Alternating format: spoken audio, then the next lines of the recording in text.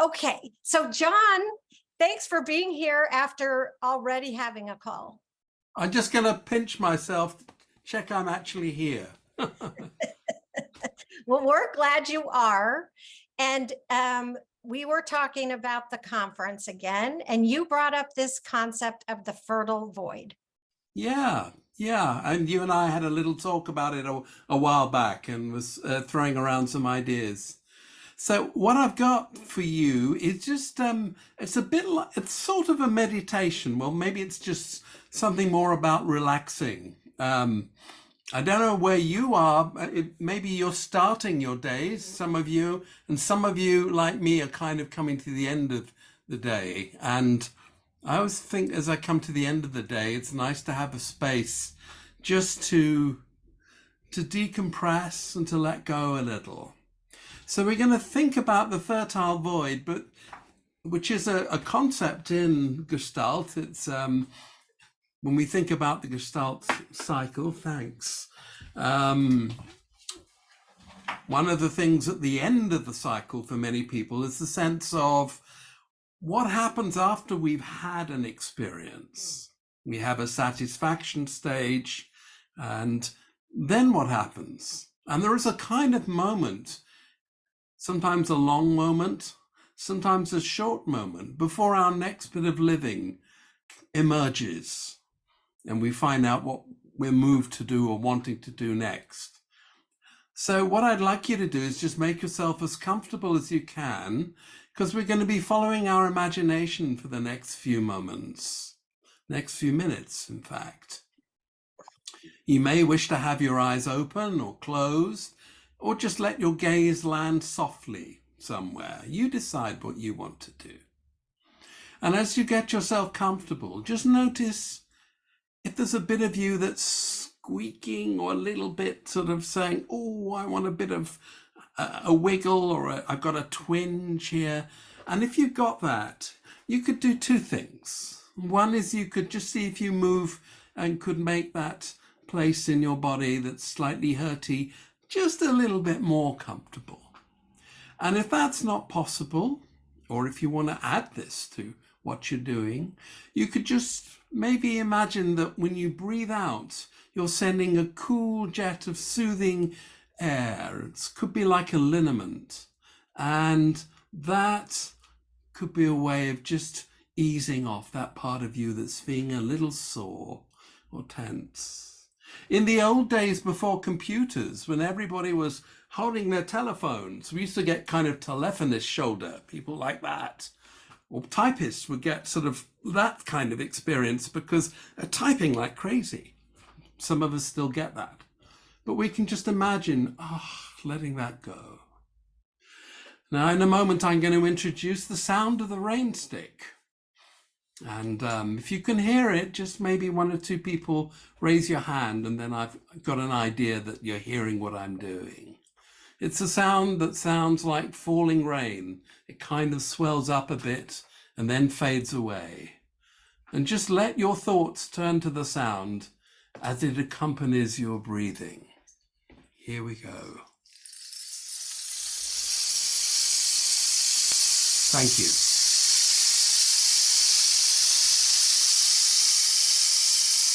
So I'm just going to keep my eyes closed a bit, because if I do that, I hear the sound of the rain a little more.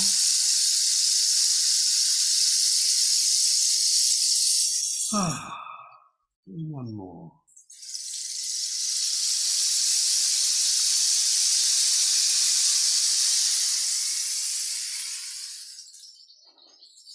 And to get us really relaxed, in a moment, we'll hear the sound of a little bowl, a singing bowl, which is a kind of bell. And just listen to this until you can't hear it any longer. Long ago, before we had electricity, bells called us to stop what we're doing and focus on the now, on the present situation. So let's do that too, and just turn our attention to the now.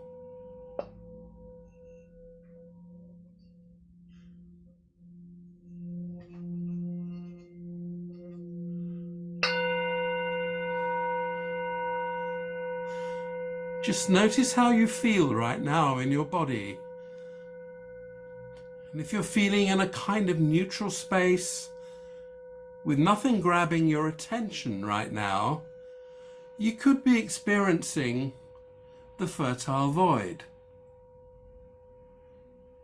Fertile because it's a rich place of abundant possibilities.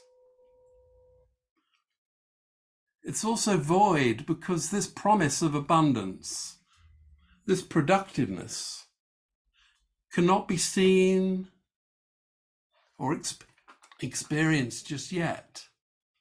If you like, it's a kind of empty place between worlds. And for those of you who are gardeners, this is something that gardeners who are perhaps living away from a tropical part of the world, but if you're in a world, in a part of the globe that has winters, where there is a change in seasons, where there is a change in the weather, the fertile void in gardening terms is often experienced in winter, when the bulbs and seeds that we plant, which have earlier been just put into the ground, they have yet to show above the surface their green shoots, and the earth just looks barren and empty. And yet there's fertility, there is something going on there. In our lives, we experience all sorts of moments between actions and between thoughts, when, to use a car driving analogy, we're in neutral gear. There is no direction formulated yet. Or for those of you who live near the coast, maybe watch surfers and maybe surf yourself. Think about a surfer who's just resting in the sea, gathering her strength, listening to the sounds of the surf before she mobilizes herself, before she gets ready to ride the next wave. And that resting moment is another fertile void. It's full of future potential. So for a moment, just see if you can stay a little longer with this sense of fertility, something going on, but it's not yet showing in a particular direction. It's a potential.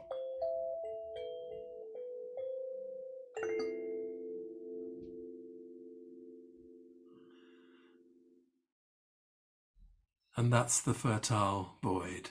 You probably have your own examples. We all do.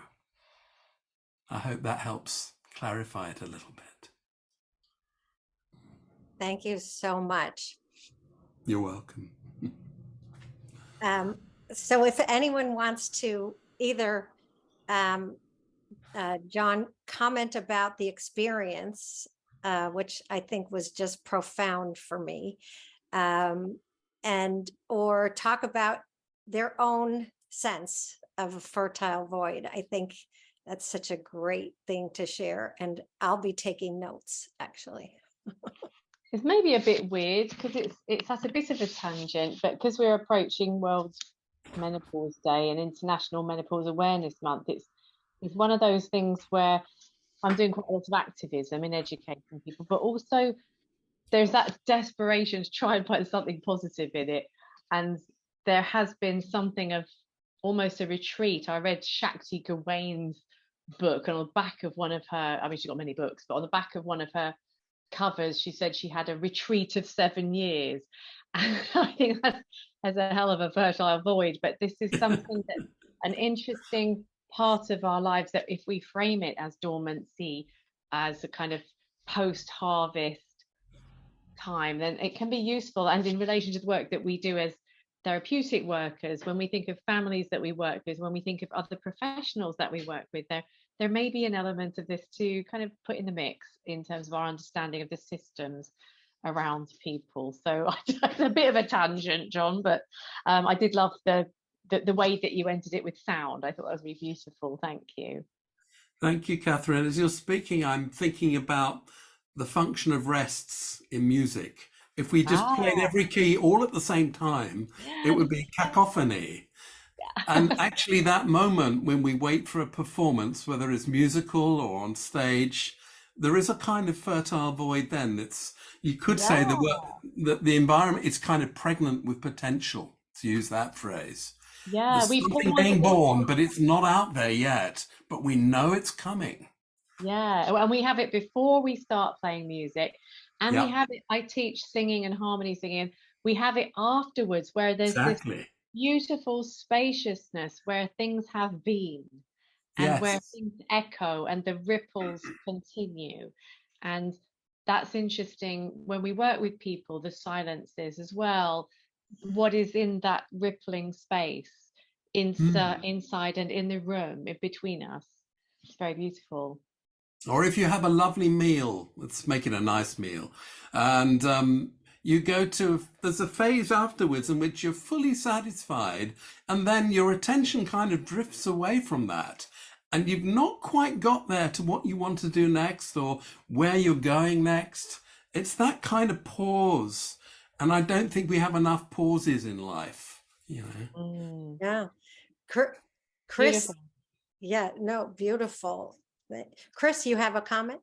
Yeah, I remembered actually, John, you did that too on the Congress last year, the visualization about the swap shop, that when you give something up, that you also get the chance to pick something up. And the space between that is also making space. Hmm. So I remembered that while you were speaking. Well, thank you. Yes, no, that's another experience when we're in the shop, looking around, tasting, touching, picking things up, thinking about what we want for us, what we might want for someone else. There is a stage before we actually decide to get anything, or then, and that's the void bit, you know. Yeah, but also to give something up before I get something new. Right. Yeah. To make the space. Yeah. Yeah. For me, fertile void is this the emptiness that we reach. Like, for example, when I'm emotionally very, let's say, going through a lot, and I allow myself to experience it fully, there's a moment that I start to feel emptiness and there's nothing. Yes. And from there, you start to feel, let's say, you have a good feeling. And I think that is fertile void for me. Thank you for saying that. I missed out saying that, but that emptiness is really important. That's the void. That's the sense of nothingness. And from nothingness, something will come. But we need to have that sense of emptiness to actually see what's coming next, I think. Yeah. Yeah. Thanks. And my experience is that we often feel really scared to go to this fertile void. But when we actually allow ourselves to go to this fertile void, the experience that comes after, it's so beautiful. Yeah. Yes. Yes. Thank you, Sheila. I agree, by the way. Tima. Hi, I study a little bit with the shaman, Carlos Castaneda, Ah. and he was teaching us how to, at night when we listen to the crickets, to the music of the cricket, just to focus on the pause between the pause, yes, to focus our attention there. And after this also, when we talk, the pause between the sentences and the words. Right, the pause. Yeah. There are many ways to do this, but yes, I think when we focus on the pause instead of the sound or the action, then yeah, I think it does help us get to that more empty place. Yeah. To emptying out in order to then find out what's our next bit of living happening. And he was saying that this is the practice of non-doing. Instead of doing, Yeah. it is non-doing. Yes. We're in neutral, going Yes. nowhere. And it's valid like the other one. Mm.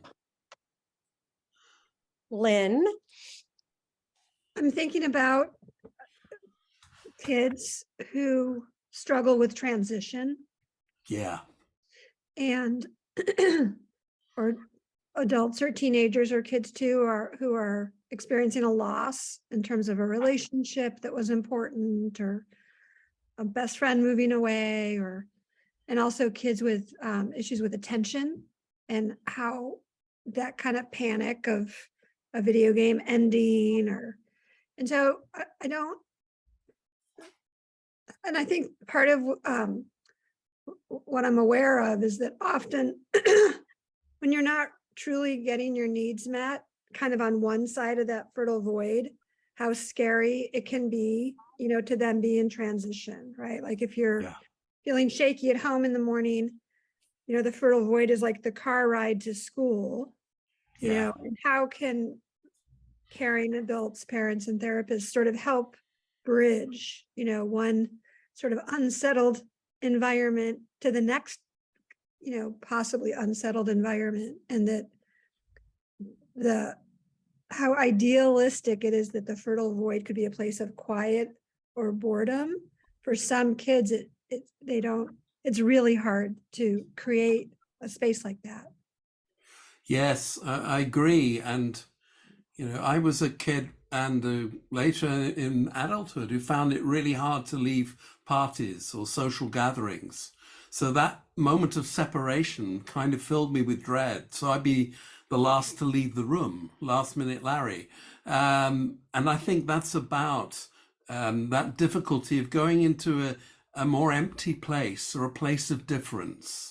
If I think of kids making that transition that you're talking about, but saying going to big school, or a kid who's not had many friends and then facing that change of going into a huge area and wondering, am I going to be accepted? Will everybody be nasty to me? Will they like me?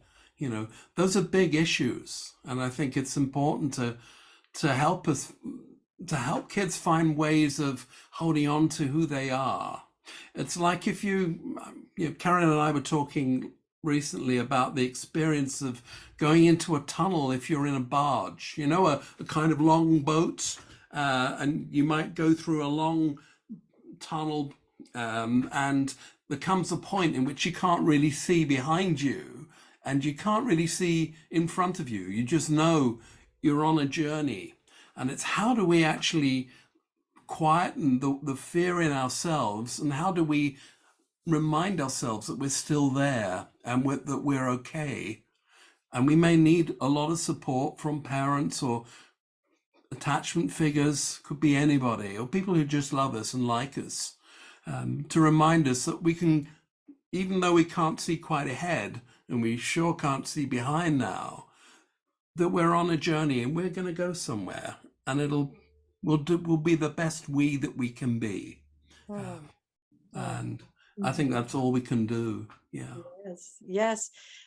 So true. I so picture that, John. Alessandra, you have a question. Yeah, I was just thinking about how I use this concept with children and adolescents, because with adults, I do explain this concept, especially when I work with an inner conflict. So one part of me which want to marry, another one who doesn't want to marry. No, so I explain, okay, it's important not to judge and to leave these two parts. Find a way to integrate themselves. So I was thinking how I can do it with adolescents and children. So I remember I was working with the adolescent, and we were working about the inner conflict, and just let him draw the two parts, and in a white page, it was already creating this no judging place in which these two parts can go together. And so, and I was always as well thinking often, I was thinking, how can I bring adolescents and children to this no thoughts moment? And yes, I think a lot of with music, no? For example, I did last week a game with adolescent. I asked him, okay, can you please play on the drum your week, the rhythm of your week?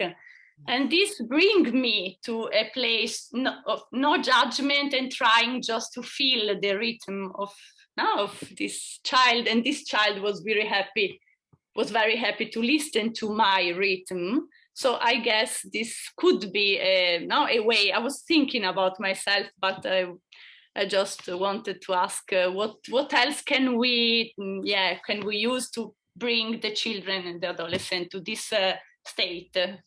By playing. Well, I think by being you, by being with, by being present, and by showing that the kid that they're not alone as they maybe explore choices or different possibilities.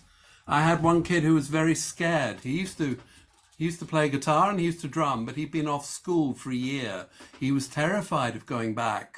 And so, but he wanted to draw too. So he drew different possibilities.